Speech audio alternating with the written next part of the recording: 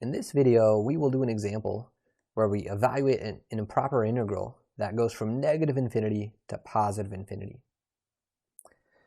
So we saw in the definition of integrals that look like this, how we can rewrite it. We have to split it up into two pieces. So I have to split it up into one piece that starts at negative infinity, and I'm going to leave this upper limit of integration blank for the time being. And then I get 12x cubed over x to the fourth plus 2 cubed, so just my function. And then plus another integral that's going to pick up where that last one left off. So I have to leave this thing blank and leave this thing blank. And now the upper limit here is going to be positive infinity. My function 12x cubed over x to the fourth plus 2 cubed dx. And I can pick any number that I want to go in that blank spot. So we could pick any number here, as long as I pick the same one in these two spots. So I'm just going to pick something simple. I'm going to pick 0 for convenience. I'm going to pick 0 there and a 0 there. And now let's start to evaluate one of these integrals. Okay, I'll have to do both of them eventually, but let's start with this one first. Just because everything, all the limits of integration are non-negative here. So let's do this first. Let's do this first. And so I want to give you all the opportunity to try this one on your own first. Just that one that I circled in orange. Pause the video for about 4 minutes this time to try to evaluate this improper integral. This may not be enough time to finish the problem, but hopefully to really make progress on, well, how do I start to do this antiderivative, and then how do I evaluate that limit, even if you don't quite finish everything. 4, 3, 2, 1, pause that video. Pause it for about 4 minutes to really try this question. This is a new type of integral, so it's important for us to get practice on it, even in these videos, before it comes to trying homework problems.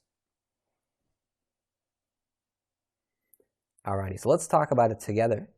So the technique that I need to use for this is u substitution.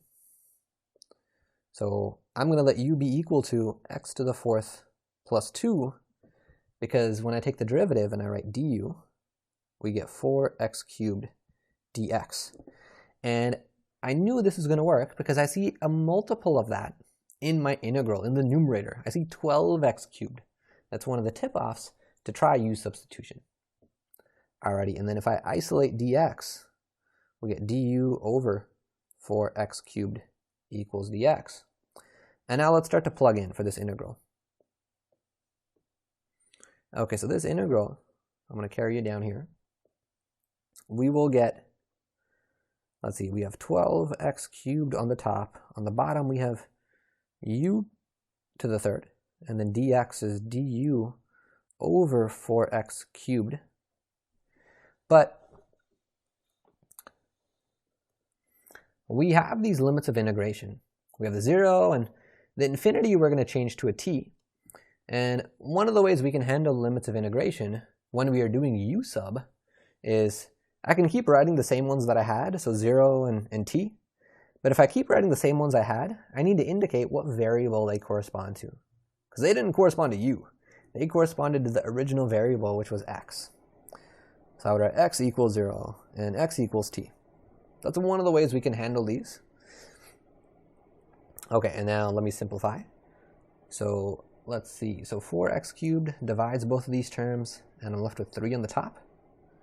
So this will give us integral from x equals 0 to x equals t. And this is 3u to the negative 3 du. And now we can do this antiderivative. This antiderivative, whoops, is, so reverse power rule, 3 stays there, then I'll get u to the negative 2, and then I divide by that new power, divide by negative 2, and I got to plug in, this is x equals 0, this is x equals t, And now, because I've kept the limits of integration in terms of x, I need to substitute back in for what u was. So we will get, we have the negative, let me pull that all the way in front, 3 over 2. If I bring u to the negative 2 to the bottom, I get u squared. And remember, u was what, x to the 4 plus 2. And now we are ready finally to plug in 0 and t.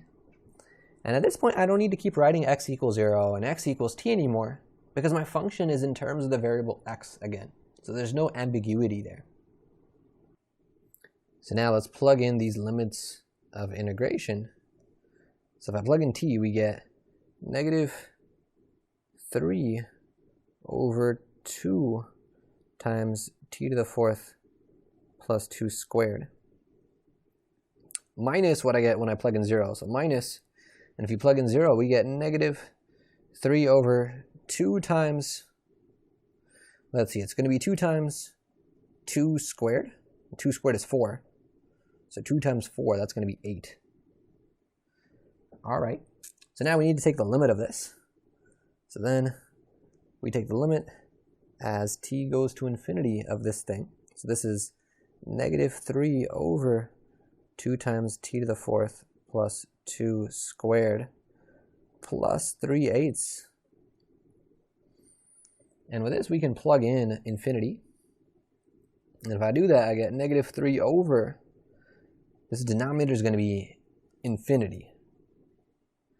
And the next term is plus 3/8. And I know what negative 3 over infinity is. I know that it is 0. I know that that's going to be 0. So we end up with just 3 over 8. That's what the second integral was. Okay, so at this point, I would encourage you to pause the video one more time and see if you can evaluate this other integral. So maybe pause it for about 3 minutes or so to see if you can do this other integral. May not be enough time to finish this one. I'm not going to count it down. Instead, I'm just going to tell you what it is. So I definitely encourage you to pause the video at this point, but I'm just going to go ahead and say what it is. This integral, if we work it out, is negative 3 over 8.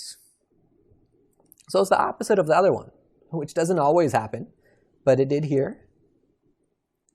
All right, so continuing on the next page, now I'm ready to write down what the integral from negative infinity to positive infinity of my function is. We split it up into integral from negative infinity to 0 of our function, plus the integral from 0 to infinity of our function. And we found those two values. The first integral is negative 3/8. The second one is the one that we did in this video. That was positive 3/8. And if we add those together, that ends up being 0. These negative infinity to positive infinity integrals aren't always 0, but this one ended up being 0. Okay, so I want to end with a question and then an observation. So the question is, if I have an integral from negative infinity to positive infinity of my function, could I just write that and replace both of those with variables? Like, what if I just replace the infinity with t, the negative infinity with negative t, my function, f of x dx, and then just took one limit here, the limit as t goes to infinity, but just kind of trying to deal with both of these at the same time? Could I do it like this? It turns out the answer is no, I can't. And we'll see why in the homework. We'll see why we can't just define this integral from negative infinity to infinity in this way, why this is inconsistent with the way that we defined it before. Alrighty. Okay, so I want to note one thing, which is if either of these two first integrals, from negative infinity to a of my function, or the integral from a to infinity of my function, diverges. So when you split up our overall integral from negative infinity to positive infinity into these two pieces, and if either one of them, or both of them, diverges, that means the overall integral from negative infinity to positive infinity diverges also. So the only way for the integral from negative infinity to positive infinity of my function to converge, to actually be equal to some finite number, is if both of these pieces, after I split it up, converge, if both of them individually are a finite value. So one of the things to keep in mind about this example is there were two things about this integral that made it improper. There was the negative infinity at the bottom limit of integration, and there was the positive infinity at the upper limit of integration. We'll see this more in future videos of improper integrals, but if there's more than one thing that makes an integral improper, we are going to have to split it up into pieces so that each piece just has one thing that makes it improper. So we saw that here, and we dealt with the pieces individually, but that is a theme that we'll see reoccur in future examples. All right, so in terms of our goals for this section, we finished goal 2, which is talking about how to evaluate type 1 improper integrals. So where your interval is infinite. So if your integral either has a negative infinity or a positive infinity as one of those limits of integration, or maybe both. In the next video, we'll start to talk about type 2 improper integrals, where our function becomes infinite somewhere on the interval because of a vertical asymptote.